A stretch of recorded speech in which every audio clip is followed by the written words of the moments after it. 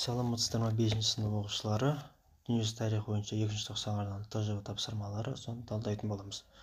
Бірінші тапсырма: басқыншылық соғыстар нәтижесі мемлекет шекарасын өзгертті немесе өзгертпеді.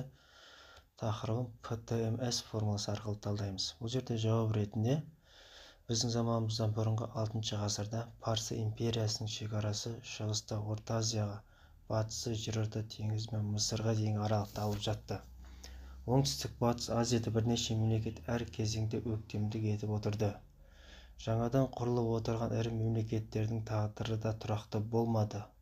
Ол аймақтағы мемлекеттердің шекараларының өзгеріп отыруына әкелді.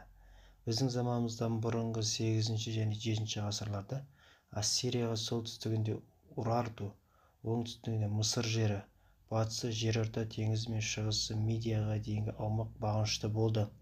Осылайша жаулаушылық жорықтар мен жаңа аймақтарды бағындыру барысында мемлекеттердің шекаралары өзгеріп отырды. Міне оқушылар, осылай жазсаңыздар болады. Сонымен қатар қосымша мәліметтерді де біріктіріп кірістіріп жазсаңыздар болады. Екінші тапсырма: суретті қолдануда ежелгі өркениеттердің шаруашылық түрін анықтап, жүйесін сипаттаңыз деген. Бұл жерде бізге 3 сурет берілген. Сол бойынша жұмыс жасауымыз керек. Бірінші сурет бойынша су шығаратын шеңберлі шығырлар жасады. Екінші арықтар, каналдар емденді. Екінші сурет бойынша суландыру жүйелерін салды, сонымен қатар егіншілікпен айналысты. Үшінші сурет бойынша дамыған қалалардың болуы, жақсы жасақталған әскер. Осы шаруашылықтың дамуының себебі өзен бойында орналасуы. Шаруашылықтың даму салдары: өзен арқылы сауда қарым-қатынасы орнады. Осы тапсырма бойынша қорытынды: ежелгі Үндістанда шаруашылықтың дамуы билеушіге байланысты болды. Әділ басқару жүйесі орын алғандықтан осылайша егіншіліктің шаруашылықтың дамуына үлкен үлесін қосты. Үшінші тапсырма: төмендегі ғылым салаларының пайда болуын қолдану арқылы шаруашылық пен қоғамға ықпалын интерпретациялап, кестені толтырып, қорытынды ойларыңызды жазыңыздар дейді.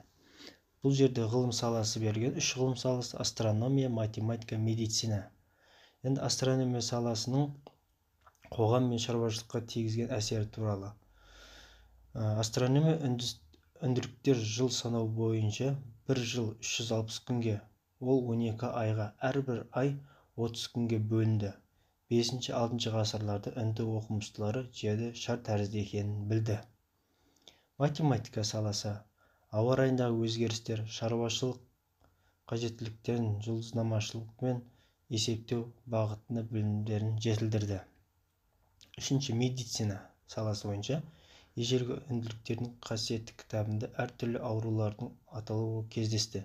Сары ауру, буын ауру, бас ауру, алапес, тағы да басқа аурулар түрлері кездескендігі туралы айтылады.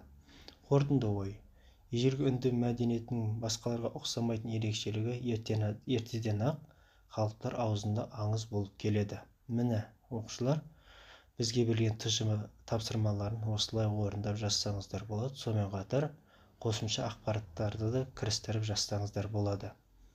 Оқушылар, келесі тағы да ТЖВ, БЖВ тапсырмаларын жіберіп өткізіп алмау үшін каналымызға тіркеле кетіңіздер. Осымен ТЖВ, БЖВ талдау тапсырмамыз аяқталды. Сау болыңыздар.